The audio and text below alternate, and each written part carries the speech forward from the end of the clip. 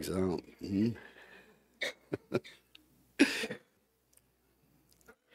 Aurait pu bon te parler et juste à penser.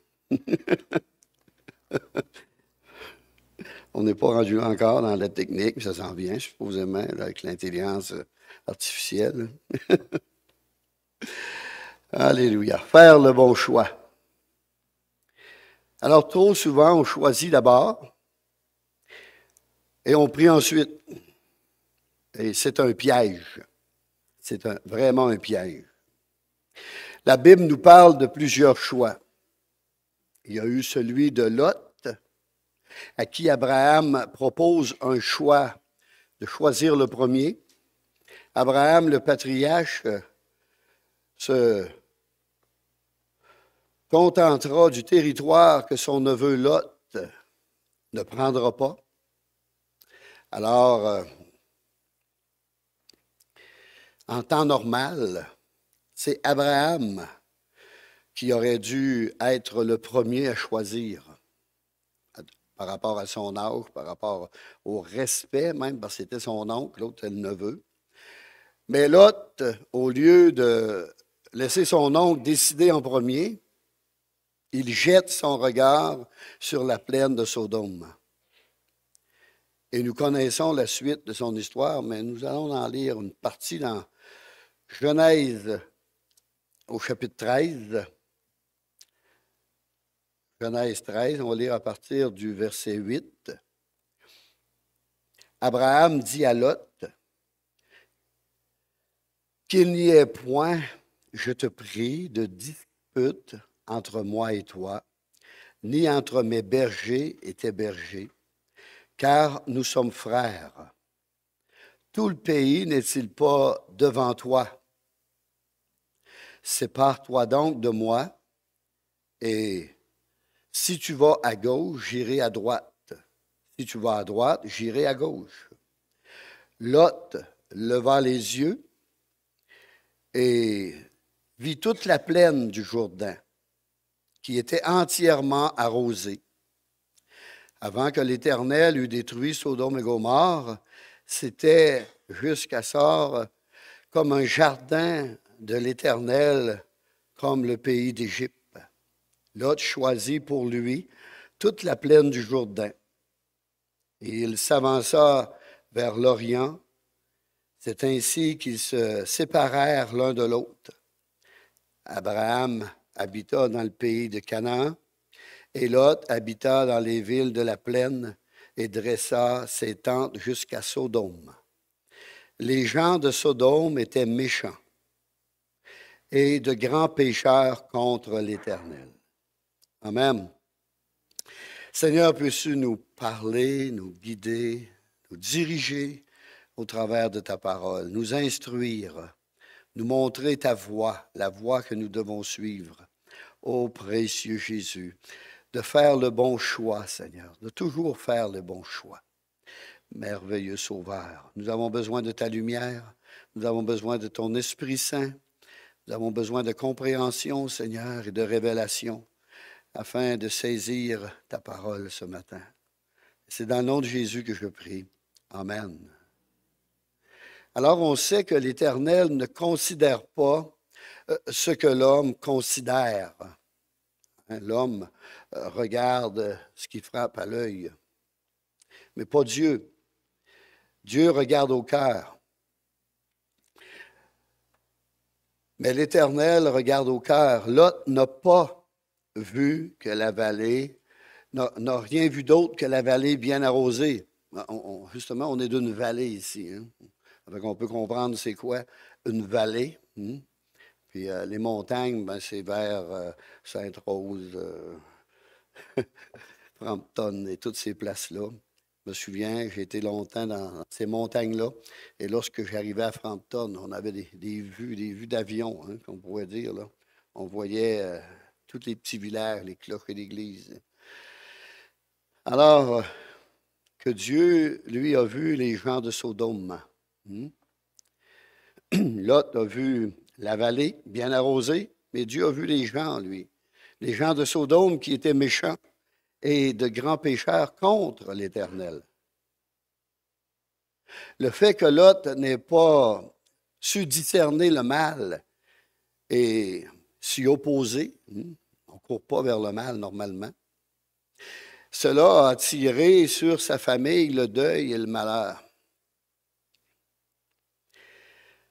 Parce qu'il y en a plusieurs de sa famille qui ont resté là, qui, quand que Dieu a amené son jugement, ils sont morts, sont décédés.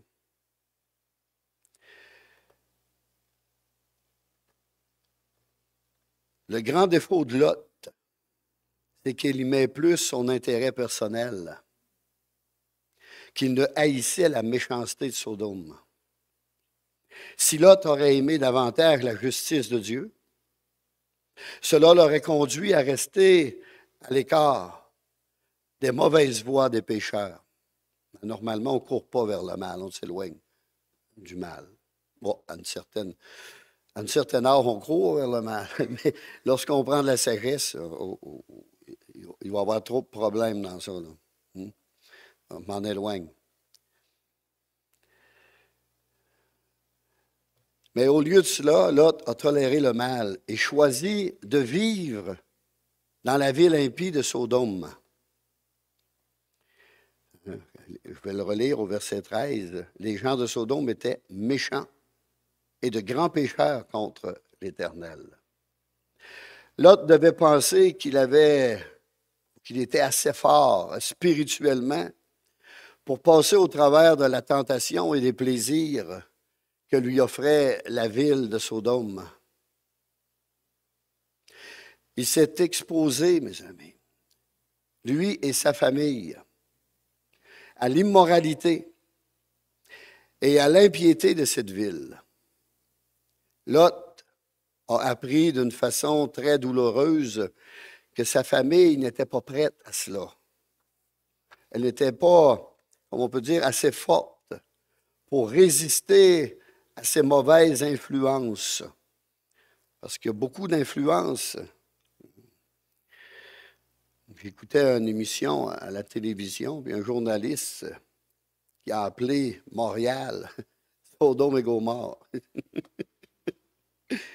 Il dit, vous ne savez pas ça?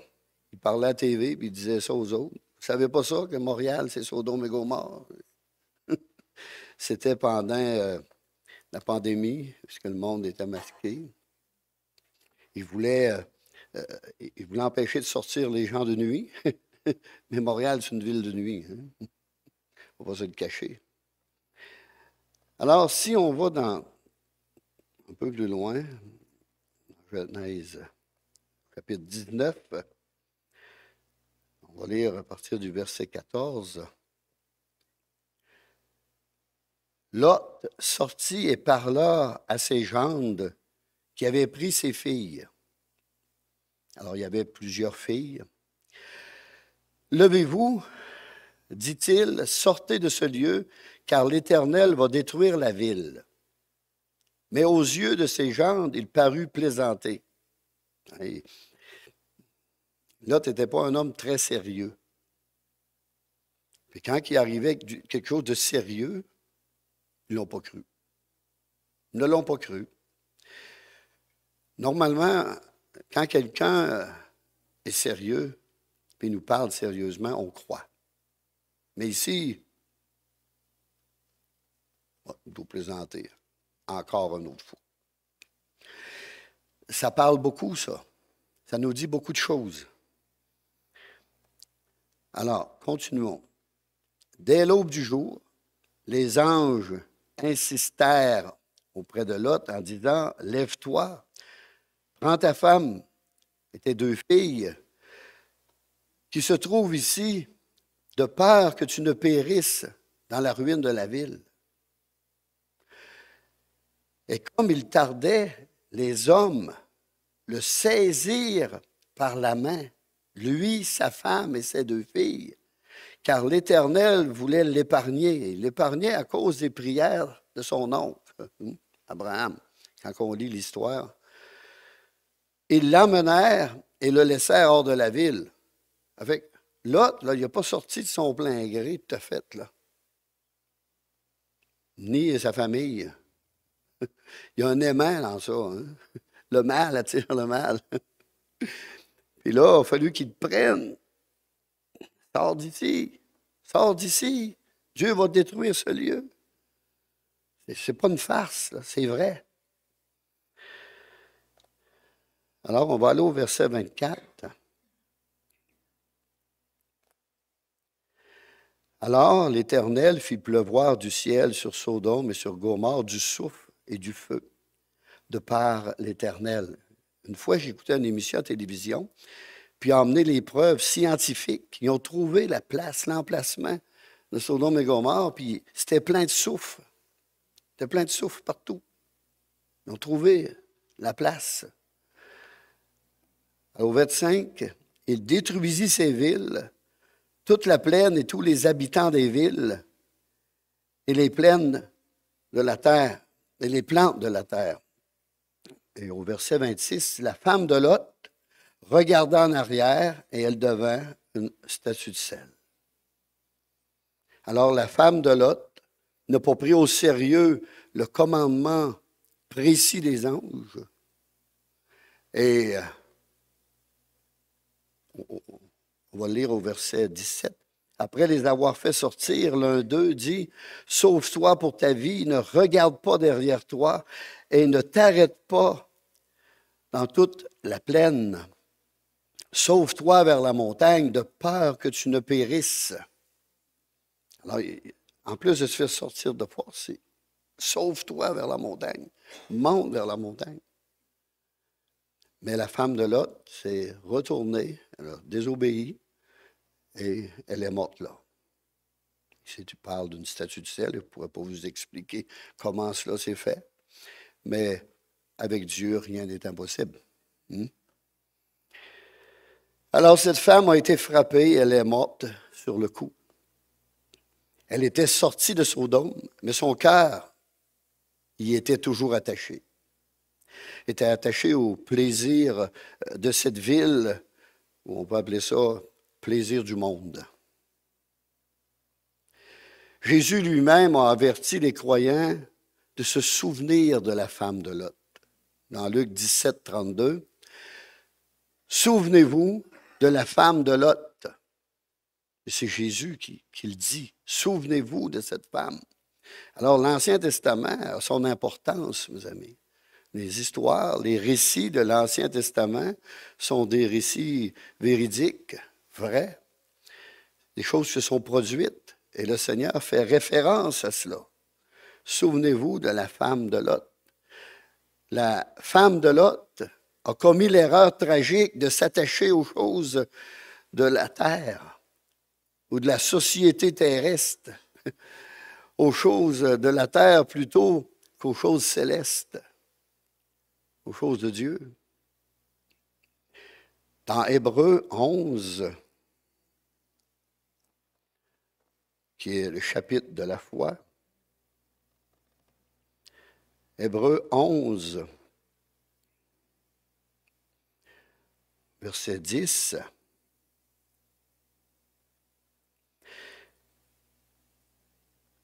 Ici, ça parle de Moïse aussi, car il attendait la cité qui a de solides fondements, celle dont Dieu est l'architecte et le constructeur. Et au verset 13, c'est dans la foi qu'ils sont tous morts, sans avoir obtenu les choses promises, mais ils les ont vues et saluées de loin. Dans l'Ancien Testament, les choses promises, reconnaissant qu'ils étaient étrangers et voyageurs sur la terre. Ceux qui parlent ainsi montrent qu'ils cherchent une patrie. S'ils avaient eu en vue celle d'où ils s'étaient sortis, ils n'auraient pas eu le temps d'y retourner. Mais maintenant, ils en désirent une meilleure, c'est-à-dire une céleste. Et c'est pourquoi Dieu n'a pas honte d'être appelé leur Dieu, car il leur a préparé une cité.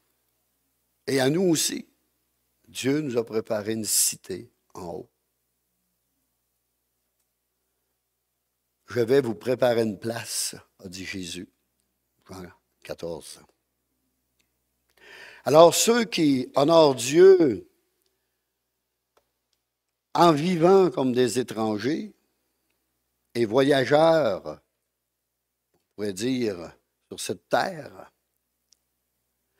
en aspirant une patrie meilleure, une meilleure patrie, alors Dieu les honore en se déclarant lui-même leur Dieu. Quelque chose. Je suis leur Dieu. Dieu n'a pas honte de les appeler ses enfants.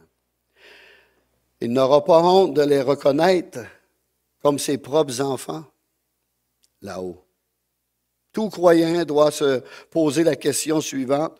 Mon cœur est-il plus attaché aux choses de cette terre qu'à Jésus-Christ, qu'à Dieu, et à l'espérance de son retour? Parce que le Seigneur a promis qu'il allait revenir un jour. Et ce qu'il promet, il l'accomplit.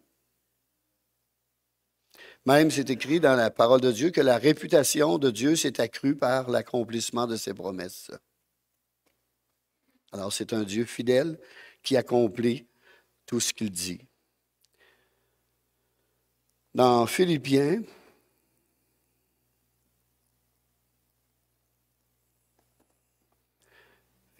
chapitre 3, on pourrait aller au verset 20. Mais notre cité, à nous, est dans les cieux, d'où nous attendons aussi comme sauveur le Seigneur Jésus-Christ, qui transformera le corps de notre humiliation en le rendant semblable au corps de sa gloire, par le pouvoir qu'il a de s'assujettir toutes choses.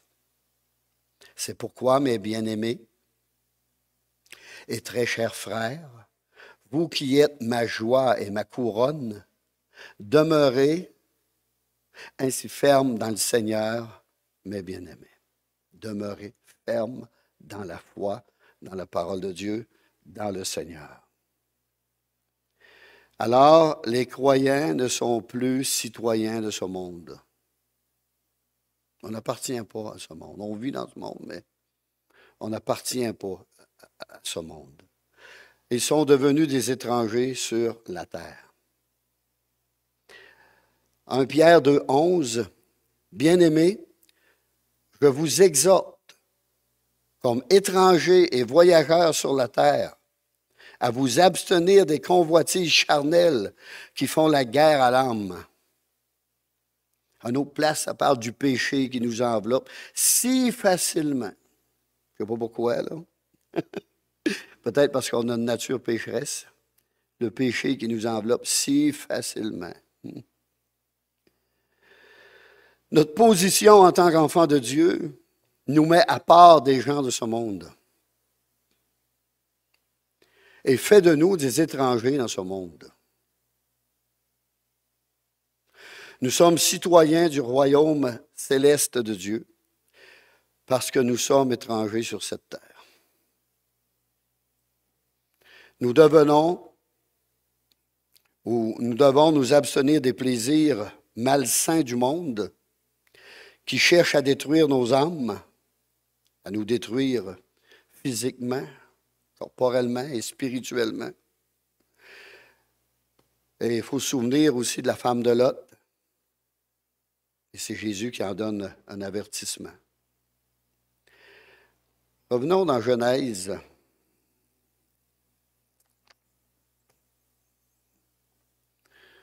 Genèse 19.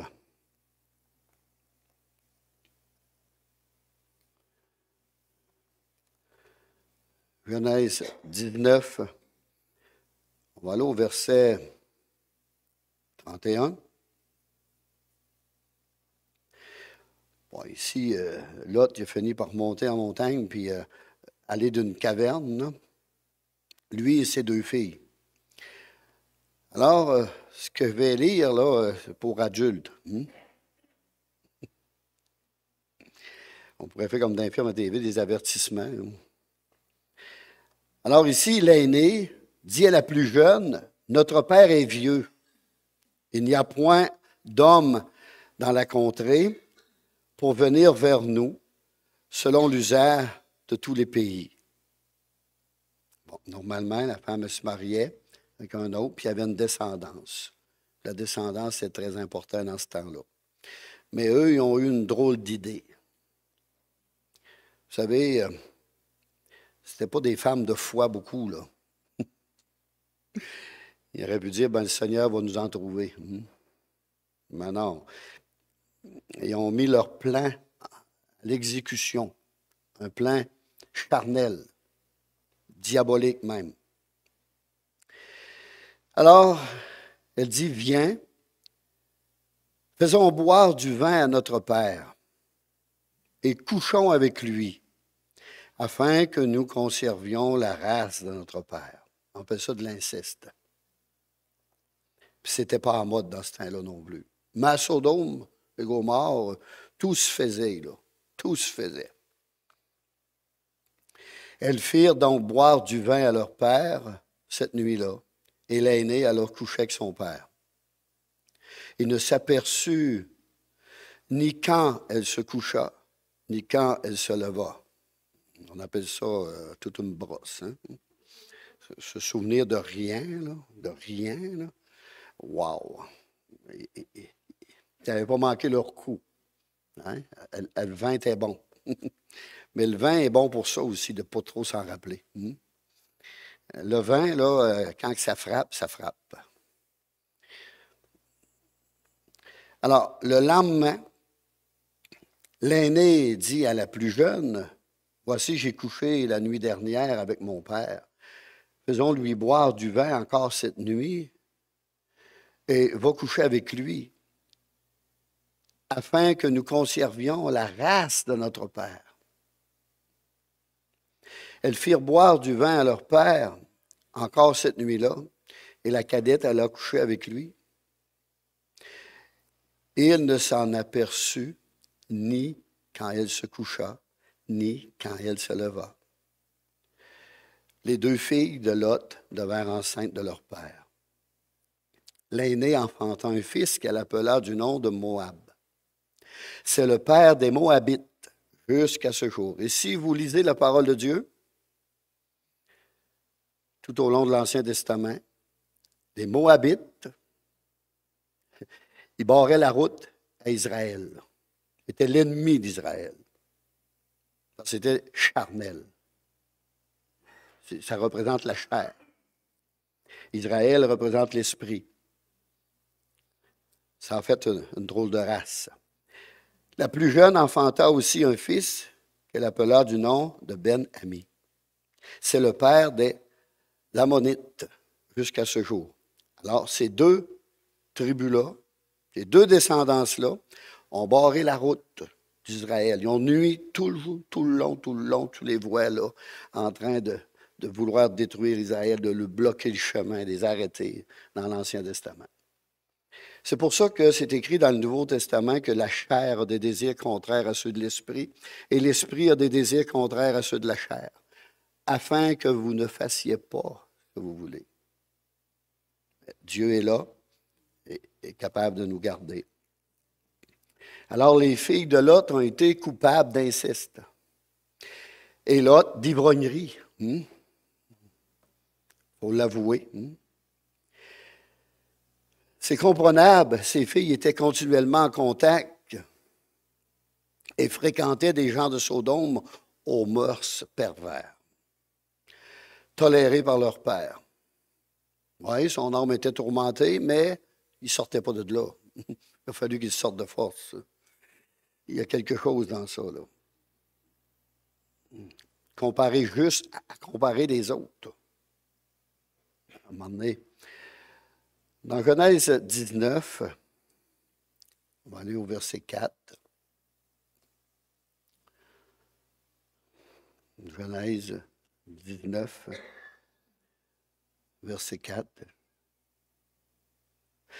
Alors ici, il y a des gens qui ont arrivé et il n'était pas encore couché que les gens de la ville, les gens de Sodome, entourèrent la maison depuis les enfants jusqu'aux vieillards. Il y avait des enfants, il y avait de tout âge, jusqu'aux vieillards. Ils ont entouré la maison de Lot. Toute la population était accourue. Ils appelèrent Lot et lui dirent, « Où sont les hommes qui sont entrés chez toi cette nuit? » 2 anges. Dieu avait envoyé des anges, des hommes. Alors, fais-les sortir vers nous pour que nous les connaissions. Connaître, là, ça veut dire coucher avec. Qu'elle se reconnaître dans le temps. Lot sortit vers eux à l'entrée de la maison et ferma la porte derrière lui. Il dit, mes frères, il les appelle mes frères. On aurait bien dit race de vipères. Mais mes frères, je vous prie, ne faites pas le mal. Ne faites pas ça. Ne faites pas le mal. Du plus jeune au plus vieux, tout était corrompu. Il n'y a plus rien de bon. Voici, j'ai 2 filles qui n'ont point connu d'homme. Leur âge n'est pas écrit. Ils devaient être jeunes terriblement. Je vous les amènerai dehors et vous leur ferez ce qu'il vous plaira. Seulement ne faites rien à ces hommes, puisqu'ils sont venus à l'ombre de mon toit. C'est grave ce que ces gens-là étaient rendus. Ils dirent, retire-toi. Ils dirent encore, celui-ci est venu comme étranger et il veut faire le juge, en parlant de Lot. Il est venu comme un étranger, il est venu à Sodome, puis là, il veut nous runner. Eh bien, nous te ferons pire qu'à eux. Pire qu'à eux, on dit nous autres. Et pressant Lot avec violence, ils s'avancèrent pour briser la porte. Ils le défonçaient à la porte. Je crois que c'était la perversion totale, là. On ne peut même pas s'imaginer une corruption comme ça. Les hommes étendirent la main, furent rentrer Lot vers eux dans la maison et fermèrent la porte. Et ils frappèrent d'aveuglement les gens qui étaient à l'entrée de la maison, depuis le plus petit jusqu'au plus grand, de sorte qu'ils se donnèrent une peine inutile pour trouver la porte. Il y a un esprit d'aveuglement qui est venu sur eux autres. Les anges n'avaient pas besoin d'être défendus, là. Un ange peut des milliers et des milliers d'hommes. Hein? Un ange, un seul. Là. Mais on voit ici le degré de perversion, comment c'était rendu. Et nous aussi, dans le monde lequel on vit, on n'est pas en paix. Là. On n'est pas en paix. Dernièrement, je parlais avec un jeune homme, un jeune homme qui a beaucoup d'expérience et qui a une famille. Et il parlait, il dit, j'ai une fille, là, à 14 ans. Ah, j'y pense jour et nuit. J'y pense jour et nuit. Il a tellement peur que la chose arrive, là. Il ne sait pas quoi faire. Je dis, premièrement, il faut que tu t'assises avec, puis que tu hauses avec ta fille. Parce que on n'est pas loin de Sodome et Gomorrhe, là. Les vieux ont une expression par rapport à l'homosexualité. Moi, je ne connaissais pas ça, cette expression-là. Moi. Il a été sodomisé. Hein, c'était plus poli. Ah, il a été sodomisé, lui. Fait que là, il a été gaspillé, lui. Il appelait ça de même. Longtemps, j'ai cherché c'était quoi.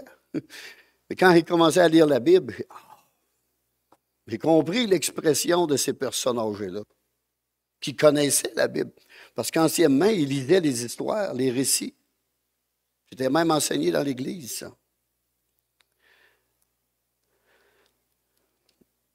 Alors, les filles de Lot avaient adopté leur vie, adapté leur vie des, des règles de conduite très relâchées, mes amis. Parce que Lot avait toléré l'impiété. Il avait été campé dans la ville. Il a perdu sa famille et ses descendants sont devenus des païens, des vrais païens, sans Dieu. Genèse 19, 29, Dieu se souvint d'Abraham et il fit échapper Lot du milieu du désastre. On peut dire que Lot a été épargné à cause de l'intercession d'Abraham. Abraham a plaidé, il a plaidé, lorsqu'on le lit, il a plaidé, s'il en trouve 20, s'il en trouve 10, tu ne trouveras pas grand-chose là. Dieu savait. Mais il a fait son devoir, il a plaidé, il a plaidé, il a plaidé pour son neveu Lot. Et finalement, Dieu l'a sorti de force. Genèse 18, 20, et l'Éternel dit, le cri contre Sodome et Gomorrhe s'est accru et leur péché est énorme. Dieu ne peut laisser les péchés impunis à cause de sa justice. Il voit tout le mal qui se fait. Dieu voit toute l'injustice et l'immoralité qui ont été commis. En ce temps-là et encore de nos jours, il voit tout. Il n'y a pas de repentance. S'il n'y a pas de repentance, mes amis, Dieu juge et condamne. Sa nature même exige que l'iniquité, le péché soient punis. Dans le psaume 34, versets 16 et 17, les yeux de l'Éternel sont sur les justes, et ses oreilles sont attentives à leurs cris. L'Éternel tourne sa face contre les méchants pour retrancher de la terre leurs souvenirs. Au verset 23, l'Éternel délivre l'âme de ses serviteurs, et tous ceux qui l'ont pour refuge échappent au châtiment éternel. Et on va le voir dans 2 Pierre 2.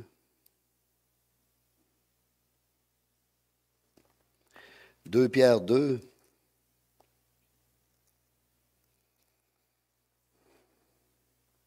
Verset 4.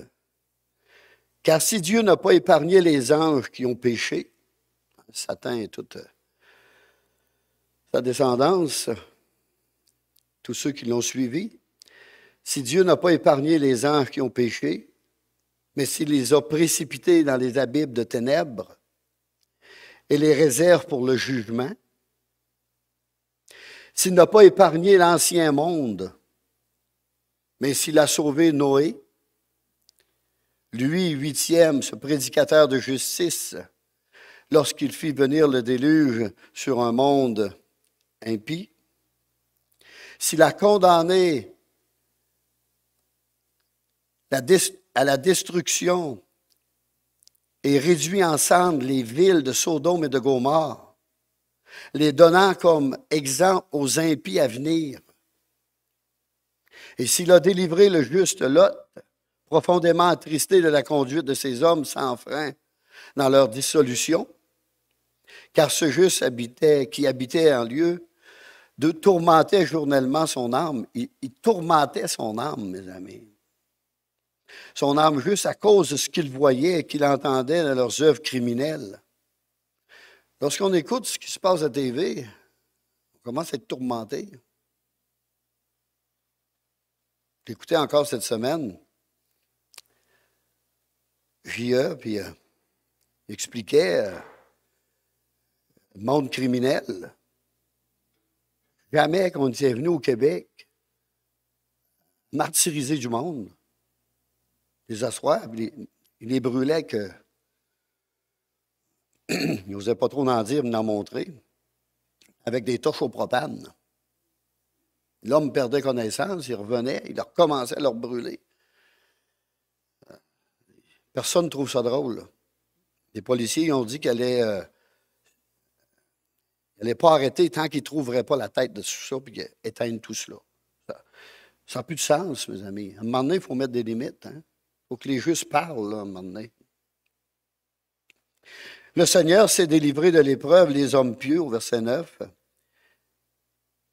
et réservé les injustes pour être punis au jour du jugement. Au jour du jugement. Il va y avoir un jugement de la part de Dieu un jour. Et ce jugement-là commence même dans l'Apocalypse. Ça va être tout un jugement. Alors, ici, Abraham a fait le bon choix. Lot a choisi pour satisfaire les désirs de sa chair, de la chair. Bien que Lot soit affligé par les abominations dont il était témoin, il était cependant prêt à supporter l'iniquité de Sodome à cause des avantages sociaux et matériels que cette ville lui procurait. Il aurait pu partir de là, n'importe quand, là. Mais son cœur était là. Le grand défaut de Lot, c'est qu'il aimait plus son intérêt personnel qu'il ne haïssait la méchanceté de Sodome. Hébreux 1,9, tu as aimé la justice et tu as haï l'iniquité. Si Lot aurait suffisamment aimé la justice, cela l'aurait conduit à rester à l'école ou à l'écart des mauvaises voies des pécheurs. Il se serait retiré, il en aurait retiré une leçon. Alors, il se serait retiré de ces mauvaises voies-là. Quand on peut, là. Il y a des personnes, des fois, qui nous invitent à tel party, à tel site. On va laisser faire. Moi, quelqu'un viendrait m'inviter à aller entendre un groupe rock jouer, ça ne m'intéresserait pas partout. Non, non, on va laisser faire. On va laisser faire. J'ai autre chose à faire que ça, là. On n'est pas obligé de dire oui à tout. Alors, il faut choisir, mes amis. Il faut faire le bon choix. Il faut savoir quand dire oui, quand dire non. Où aller, où ne pas aller. Alors, au lieu de cela, Lot a toléré le mal et a choisi de vivre dans la ville impie de Sodome. Tu n'es pas obligé de vivre là. Peut-être que Lot estimait les avantages matériels et culturels, les plaisirs tentateurs de Sodome surpassaient les dangers et qu'il était assez fort spirituellement pour rester fidèle à Dieu. Ça peut être le cas. Des fois, on se pense fort, puis on joue avec le péché. Il y en a un qui se pensait bien fort, qui était fort physiquement, puis s'est amusé avec le péché, c'est Samson. Mais le péché a eu le dessus sur lui. Il s'est ramassé les deux yeux crevés, puis a tourné à meule. Tourné en rond, esclave. Puis, toute passion et mauvais désir nous rendent esclaves. Puis on tourne en rond, on tourne en rond, on tourne en rond, on tourne en rond, on n'avance pas. On est esclave du péché. Un peu comme l'âne avec la carotte. Au bout de la... Il court après. Mais... Genèse 13, 12, Lot dressa ses tentes jusqu'à Sodome. Il a dressé ses tentes jusqu'à Sodome. Et psaume 1, verset 1. Heureux l'homme qui ne marche pas selon le conseil des méchants, qui ne s'arrête pas sur la voie des pécheurs, qui ne s'assit pas en compagnie des moqueurs. Lot a aimé la compagnie des moqueurs et a tourmenté son âme. 2 Pierre 2,8. Lot habitait au milieu d'eux, tourmentait journellement son âme, juste à cause de ce qu'il voyait et entendait de leurs œuvres criminelles. Mais il aurait pu sortir de là. Il était tellement attaché à ça que les ans, il a fallu qu'il sorte de peine et de misère.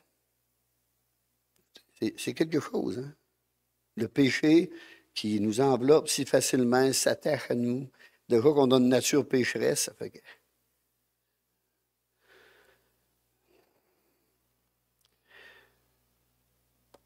Vous savez, le péché est comme un mauvais locataire.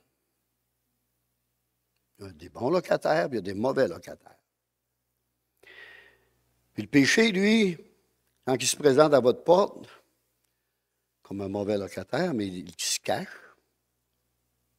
Ah, le jour que tu vas me dire de partir, je vais partir. Le jour que tu vas me dire d'arrêter, je vais arrêter tout cela. Le jour que je vais t'écouter, je vais t'obéir.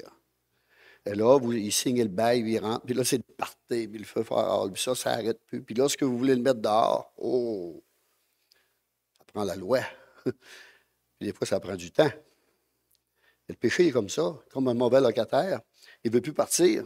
Un coup, il va vous faire accroire des belles choses, mais un coup qu'il est là, il va vous détruire. Il va détruire le logement, il va tout détruire. La journée, il va dire, non, il ne sort pas, là. Il ne veut plus sortir. Alors, l'âme d'Abraham a été beaucoup moins tourmentée, car il se tenait dans la présence de Dieu. Lot ne figure pas dans le chapitre de la foi. Lot ne figure pas. Abraham, oui.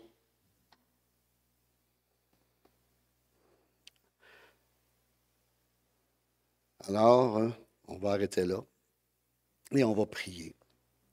Seigneur, puisses-tu nous garder, nous protéger de ce monde pervers, Seigneur. Garde-nous dans tes voies. Tu as donné ta loi, tu as donné ta parole pour nous protéger, pour notre bien-être, pour se garder, Seigneur. Tu as tout écrit afin que nous puissions vivre en paix, Seigneur.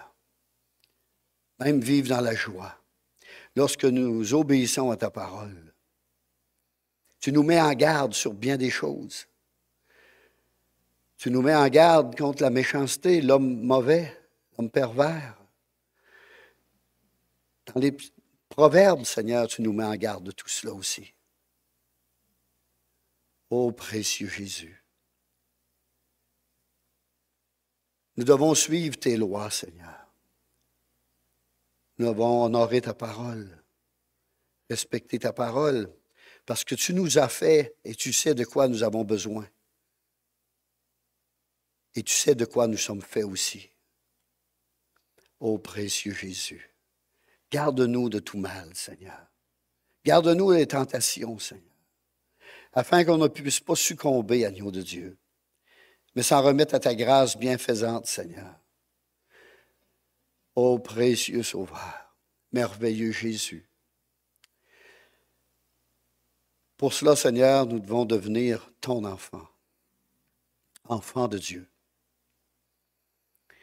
Et par une prière de repentance que nous t'adressons, Seigneur, ce matin,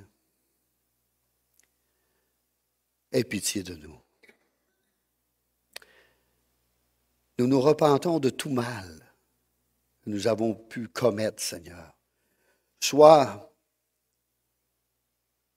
que nous ayons pris conscience de cela ou le faire inconsciemment, Seigneur. Mais chose certaine, c'est que notre nature est pécheresse. Et nous avons commis beaucoup de fautes, beaucoup d'erreurs, beaucoup de péchés, Seigneur. Dans ta grâce, dans ta bonté, dans ta grande fidélité, pardonne-nous, Seigneur. Pardonne-nous. Et viens dans notre vie par ton Saint-Esprit. Viens mettre la lumière dans notre esprit, afin de repousser les ténèbres, Seigneur. Nous avons besoin de cette lumière. Nous avons besoin de ton Esprit Saint qui nous révèle ta parole et qui nous donne la force de marcher dans ce monde, les yeux ouverts, et de voir les pièges, de voir les pièges. Et si nous sommes tombés, tu es là, Seigneur, pour nous relever. Ô merveilleux Jésus. Alors merci pour ton pardon, Seigneur. Merci pour ce salut si grand, si merveilleux. de ton esprit que tu veux mettre en nous, afin de nous éloigner de ce monde de ténèbres, Seigneur, de ce monde de péché, de pécheurs, et de faire de nous tes enfants, Seigneur, par la foi. La foi en le sacrifice de Jésus sur la croix du Calvaire, mort pour nous, à notre place, payer le prix. On n'aurait pu d'aucune façon payer, Seigneur, parce que ce prix était trop grand. Mais toi, tu as pris une forme humaine. Tu es venu. Tu as été flagellé, Seigneur, crucifié, insulté, cloué, Seigneur, méprisé, frappé à coups de poing. Et tu n'as point ouvert la bouche, Seigneur. Parce que tu as payé le prix de nos péchés. Merveilleux Jésus, viens sauver nos âmes. Viens nous garder jusqu'à ton retour, Seigneur. Nous croyons que tu prépares une place là aussi, Seigneur. Et Thomas a vu clair lorsqu'il a dit « Mon Seigneur est mon Dieu ». Mon Seigneur est mon Dieu. Alléluia. Parce que tu lui avais expliqué que toi et Dieu faisaient un. Et c'est pour cela que lorsqu'il s'est incliné devant toi, Seigneur, il a dit « Mon Seigneur est mon Dieu ». Il a compris que tu étais Dieu fait homme. Alléluia. Tu es venu te révéler à nous, Seigneur, te faire connaître à nous. Merci, Jésus. Nous l'acceptons.